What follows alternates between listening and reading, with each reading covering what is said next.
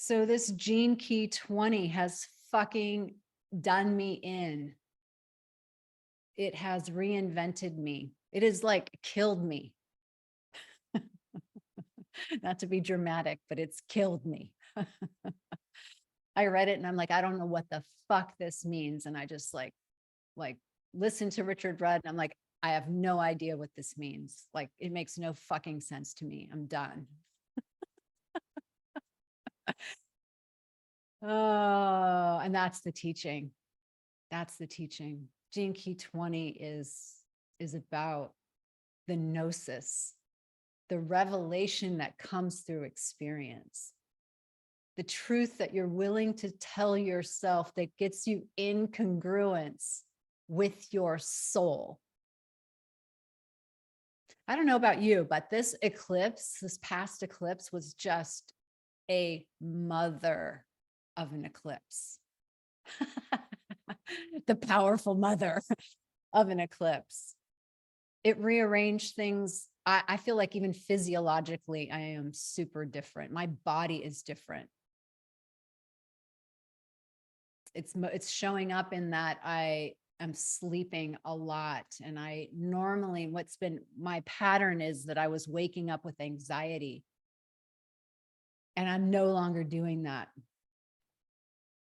And so when I look at like what has been shifting in me, it's this deepest confrontation with what I did not want to see.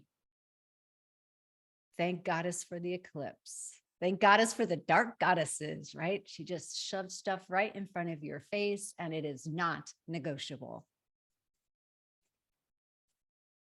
And, you know, some of us, like me, sometimes need that because I'm kind of negotiating and bargaining all the time. Anybody relate to that? Yeah. I'm like, oh no, I can totally do it this way. Oh yeah, right. This is totally out of alignment, but whatever, like I'm smart enough. I am creative enough. I can make it work. Right? And the dark goddess is like, stop it. Enough. And so for me, like just on the details of it, some really key people in my team quit. And I had contemplated firing them, but I was in a codependent pattern. I was like, I can't do this without them. Anybody have that view? Like there's something in your life you're saying, I can't do this without that person. And I stopped myself dead in my tracks when I said that, because I realized, oh my God, this is what I used to do in codependent relationships with men. And I'm doing it here. And I committed to clearing codependency. So I was then, it's like then, you know, bow, a deep bow. Thank you, Goddess. Thank you for taking it away. And inside of that, what happened is I just got my power back. And one thing that this eclipse taught me, and then this new moon came, and now we're right now in the next 3 days, we're in this fixed grand cross until the 24th, at least in this time zone, 25th if you're in New Zealand, Australia. But what's occurred to me now is, and this is what the gift is of this new moon, and you may have been experiencing this, is that a deeper sense of who you are is coming online. A deeper permission of your embodiment. Because what I realized that was part of that matrix, that I was holding myself back, is that I was giving my power away to people who I thought had the answers. And they actually do. They're really smart in this world of what I'm up to building. But they weren't for me because I gave my power away. And so the thing that I made peace with, and I heard this, last week, I just kind of consumed different content to support the inquiry I was having of what the fuck is going on, you know? And one of the things I learned was that it's normal as an entrepreneur to have this thing called the gulp factor. And I've never heard of it, but it was this idea. And it doesn't even mean that you don't have to be an entrepreneur. In fact, anyone who's like on the path, you're going to be challenged constantly to reinvent yourself. Because life is living itself through you, and life is in this constant expansion, right? This contraction so that we can expand and the cervix opens and the baby gets delivered. But that's the gulp factor, that moment when there's so much contraction that you think, I cannot do this. And I was listening to these entrepreneurs say, and one woman said, every week I take on something that I have no idea how to do, that I almost feel like I'm going to faint. And I was like, whoa, that's my life. That's why I have been waking up in anxiety. And it just normalized that this is part of the process of becoming. But the way through is deeper alignment. It's deeper congruence. It's not outsourcing it to the people who know to do my vision. They get to take their lead from me. And that's scary because all my stuff comes up. What if I'm wrong? What if I make a mistake? Anybody had that? What if I fail? Right? Yeah. Yeah. And so I tried to shortcut it. Like, maybe I won't fail. I'll just hire the best of the best, and then I won't fail. The goddess is like, that is not the game you're playing. You're playing the game of self-actualization. You're playing the game of knowing who and what you really are. And yes, you're happening to do it through building an etheric temple, a marketplace, a platform for divine feminine women to sell their courses, for people to have a transformational experience in purchasing their courses, or being in circle, or doing what we're doing here in the membership. That's the platform. That's the colors. That's the canvas upon which I'm playing. But the inner game is the game of waking up and remembering who I am. And that's the message for you. This is Gene Key 20. I had no idea I was living Gene Key 20. And so this place, from my declaration, this place, our gathering, is a temple. It is a temple of remembering who we are. So when you come here, you're not coming here to get the wisdom from me. You're coming here to hear my voice, to remember your own wisdom, to remember who you are, to remember why you're here. Why did you say yes to this?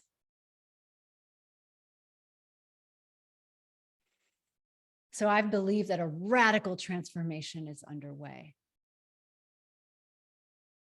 And it's so tectonic. It's so tectonic. You know, the other day I was sitting with my doctor who lives next door, and she's going to make a course for us. So you guys are going to get to know her. She's freaking brilliant.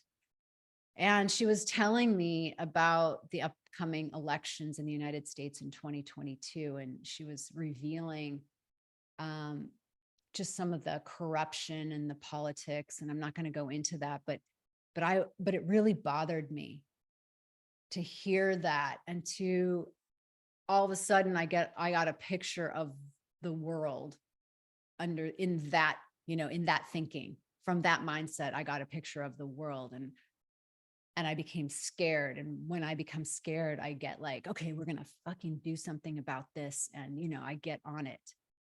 Right? Anybody else like know what I'm talking about? And as if I'm going to win, right? As if I'm going to win, but I'm going to die trying, And then when I was entering into the contemplation of Gene Key 20 and the spirit of Mary Magdalene, who was in a lineage of women who were persecuted for daring to declare that the truth is inside you, that the kingdom of God is inside you. And I was contemplating them and their stand and Joan of Arc and dying, being burned at the stake as a young woman for listening to the call within, and countless other divine feminine women who were martyred. And I was feeling into their strength, and I was feeling into their absolute conviction. And in these stories, this conviction comes from their oneness in their heart, their unity in their heart. And then I read this line from Richard Rudd in Gene Key 20, and it said that, or maybe he said this out loud. He said, and Gene Key, let me just say Gene Key 20, the shadow is superficiality, which is really AKA busyness, being so busy that we fail to remember. And then the gift is self-assurance, which I'm going to talk more about as integrity, as oneness, as this divine unity inside, as your heart, your mind, your speech, your body come into congruence. There are no fragmented parts. They have come into oneness. And the siddhi is presence. And what Richard Rudd said about presence was, presence is even more powerful than the President of the United States. He literally said that. And I was like, bam, there's my answer. There's my answer.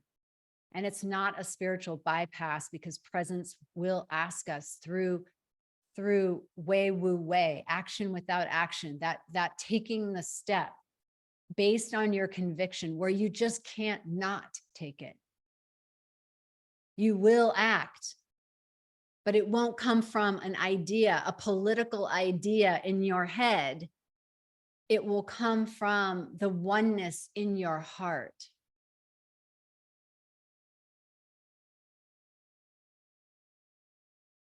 And when those women were killed, burned at the stake, persecuted, the accounts of them were that they had a continuity of consciousness. That's how the Buddhists would say it. Which means that who they are is who they are under fire, literally. Because they know that inside them that they have connected to will never die. You can burn the flesh, but you cannot burn my soul. And this is really the teaching of Christ, which I had no idea, because that's not the Christ I grew up with, but it was the Christ of Mary Magdalene. It's the teachings that are found in the Gospels that were excluded by the Council of Nicaea.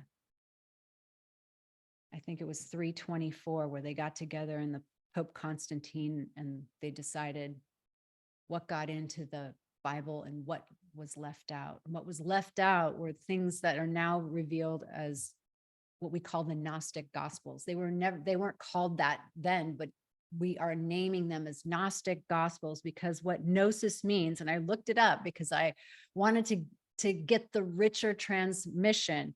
It means intuitive apprehension of spiritual truths. Yeah. Knowledge of the highest kind, especially mystical knowledge. And that knowledge is revealed through presence. Megan Watterson, whose book I've been reading or listening to in Mary Magdalene Revealed, said this. She said this of herself. No matter how many sacred texts I read, and she has read a ton, she is a scholar, and I really appreciate her scholarship. It provides so much framework for the mind, for the experience. No matter how many sacred texts I read, I will never learn more than when I can be fully present in my body. Right? Because here's the thing, like the Council of Nicaea, they were totally in their heads. They were like me trying to hire these people to do the thing to allay whatever fears I might have of being completely and utterly on the edge and not having anything as a frame of reference other than myself. That's the deal right there. We're wanting a frame of reference. And so we go in the mind and we take on structures, frameworks that were never intended to be the living gospel. They cannot substitute for that. They can categorize, they can organize, they can contextualize, and all that's super helpful because we are in a body in 3D, we have a mind. But at the end of the day, it is your gnosis, your experience, your intuitive awareness of the truth that will set you free and that will align you on your course. There's no other way. So today I'm completely committed to being, I'm completely committed to being on the edge. I'm completely committed to being scared. I'm completely committed to feeling whatever it is I must feel to bring forth what's inside me. And once I committed to that, it disappeared. I'm not kidding. It's so counterintuitive that this is Gene Key 20. Gene Key 20 cannot be described in words.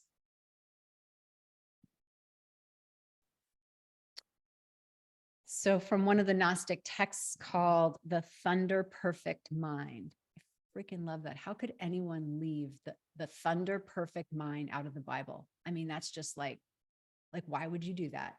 Just the name itself, it gets in. What is your inside is your outside. And what you see on the outside, you see revealed on the inside. I'll read it again because it's, yeah. What is your inside is your outside. What you see on the outside, you see revealed on the inside. The Thunder Perfect Mind, 4, 30, and 31.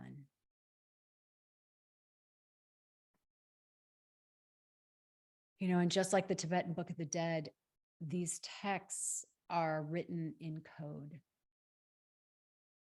They make no sense to the mind. I was Googling Thunder Perfect Mind, and it's a shit show for people.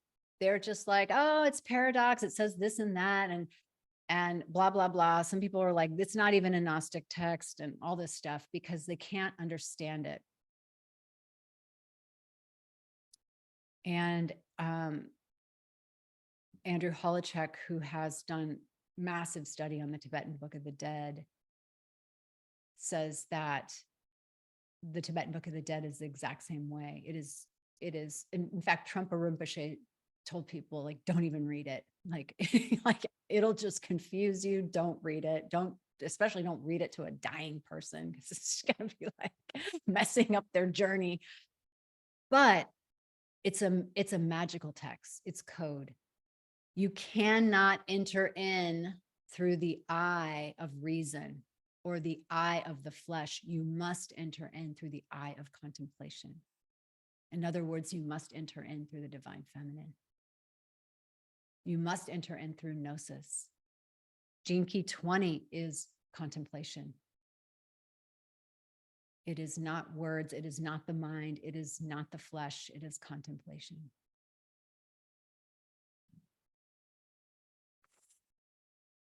So the question that I asked you when we were doing the pre-warm-up and our dance, as we opened up the body to come into our temple, is, where am I divided?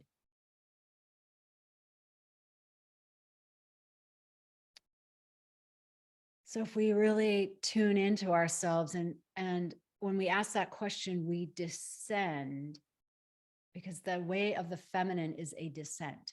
It is in the body. So we move from the mind into the heart space. We connect with the heart space, because the heart space is the seat of the soul. It is eternal. It knows everything. It is everything. It is God. It is your divinity. That's the contact place of your divinity. You know, that's not the Christianity I was taught at all. But this is Mary Magdalene revealed. So when we go into that heart space and we ask ourselves, where am I divided?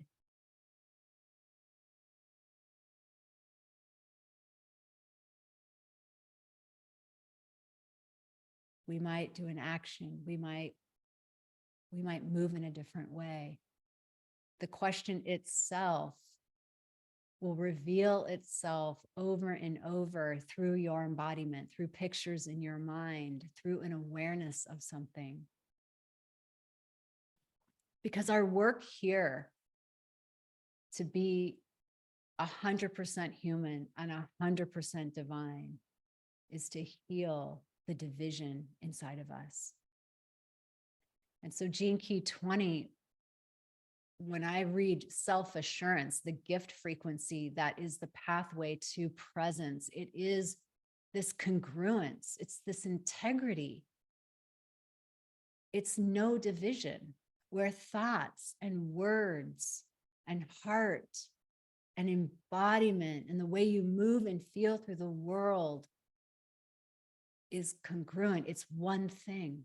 It's undivided. And that brings magic. That brings synchronicity. That actually brings ease. So many people, when I teach business stuff, are like, oh my God, I want grace and ease. Well, if you want that, you got to be willing. I got to be willing to heal the division in me, which the division in me said, I can't do this. I don't know how to do it. And I don't want to be a failure. So I'm going to hire these people to do for me what I cannot do. And that's not saying that I can do everything, but my come from place was basically, I hope you can save me, because I cannot save myself.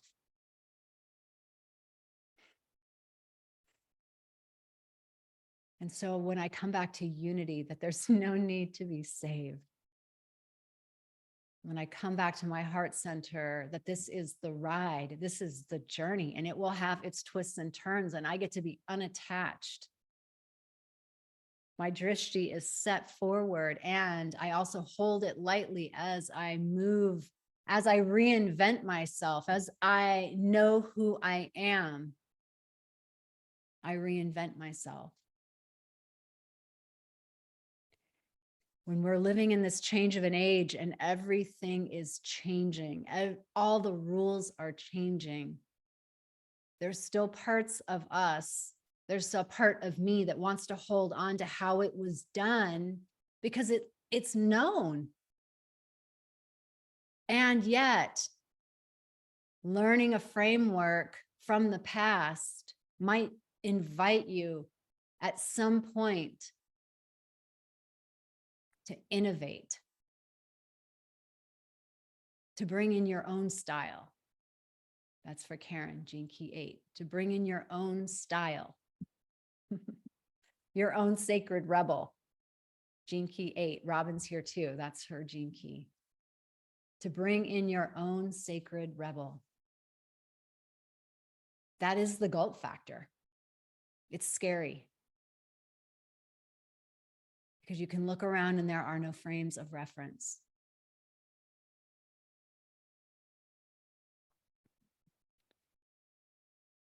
So as I read and listen and take into the words of Mary Magdalene and her path, what she saw in Christ was a human being, fully human, and also fully at one with himself, and therefore at one with his soul, at one with his divine.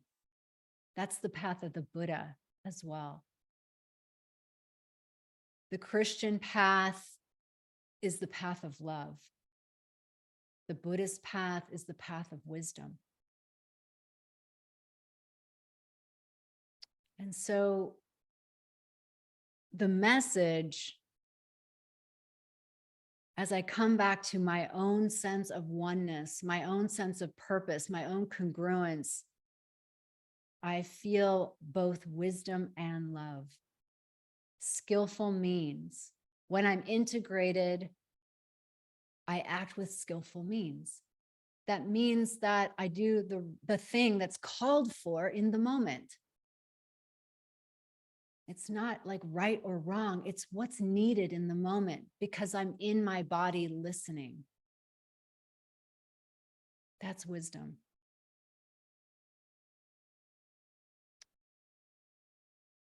And I dissolve the powers of the ego, the thing that causes me to judge myself and others, the thing that causes separation. The ego knows how to separate. That's the job of the ego because it lives in duality. So it's separate. It's always pointing out this and that. It's how it's constructed. It's how it's made. Its setup is just this and that. You cannot stop it. So I believe that our work is to unify inside our hearts and bring forth the love that is already there. And that's how we become more powerful than even the president of the United States.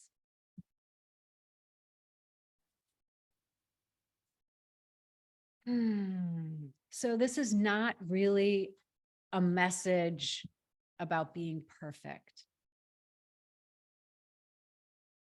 Because if it were, it would be bullshit.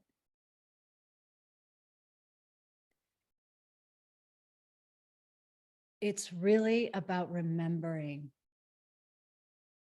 and using this temple space to remember who you are. So that in that remembering, you free yourself. You free the world. Because that axiom, as we go back to what is inside you, is what is your inside is your outside. And what you see on the outside, you see revealed on the inside. If you just see the world as broken, then you see yourself as broken. When you see yourself as broken, you see the world as broken. So what if our seeing, what if the way we hold this is the medicine for the world? So when I woke up this morning, the last thing I wanted to do was do this, like last. I was probably like, I would probably rather stay in bed. I don't know what I wanted to do. But I know enough to know that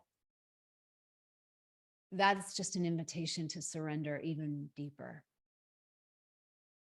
So I got myself outside and went on a walk. And what really needed to happen was I really needed to cry. Because what had been divided inside myself was these little pieces of information that came to me throughout the day that actually impacted my heart, that created a lot of suffering, and that I really didn't know how to handle. And so walking down the street on my totally May gray day, that feels already like, ugh, I just let myself have it, let myself feel it, let myself cry, let myself really feel my humanity and the suffering that I project onto the animals, the children, the people, Mother Earth, all of it. And just let the tears stream down my face as like a prayer.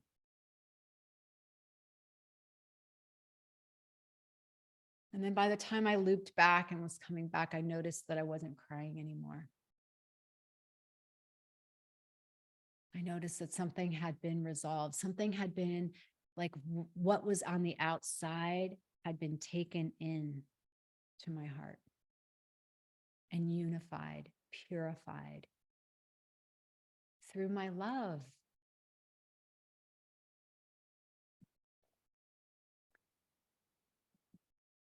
So if the world within us is bound by the ego, we will see a world outside of us through that same lens. So if the ego is our master, then we will see a world outside that enslaves us. If the world in us is freed, then we will see with the eyes of the soul. And I love this line, and we will see things as they truly are. That's it. Because heaven is already here.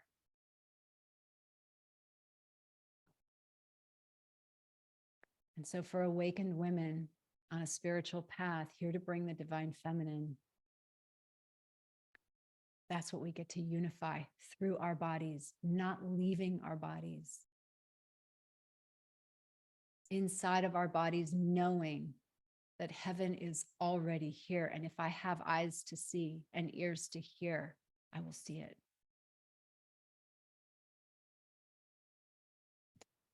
And so for me, I began to see that Christ reached this singularity, this continuity of consciousness. And Mary Magdalene, because she was his beloved, and she was, as they say, the first apostle, because she got it. She got the transmission in her body, in her soul. She knew exactly. It's like the teachings were alive in her. She woke up to them. And so Megan Watterson tells this story about when Christ entered his rainbow body, and Mary Magdalene was at the tomb looking for him, just wanting to touch his body, like what we want. Like when my dog died, I just missed the smell of her body, the touch of her fur. Like we want the body. And the angels ask her, why are you crying? And the angels are the angels inside. There's that voice inside saying, why are you crying? And then the Christ says to her, why are you crying? Like, I didn't leave. I never left you. I've been with you all along. And that's her gnosis. She knows it. And so she continues to do the work throughout the world, spreading the gospel of love, teaching in pagan temples as a priestess of Isis, knowing the power that she carries in the message of love. So when we die to the ego's view of us, We die to our self-doubts. We die to our fears. We die to our disbelief in our worth. When we die to those things, because those are truly ego, and we nail those on the cross, we live. We live in true freedom and in true love.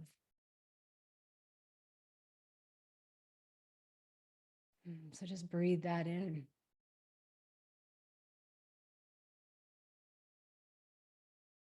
What would it be like to be so present to this truth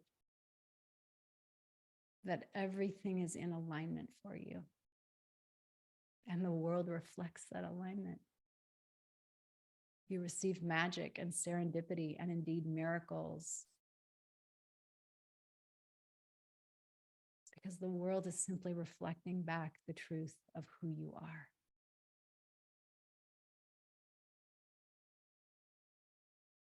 So let's rub our hands together.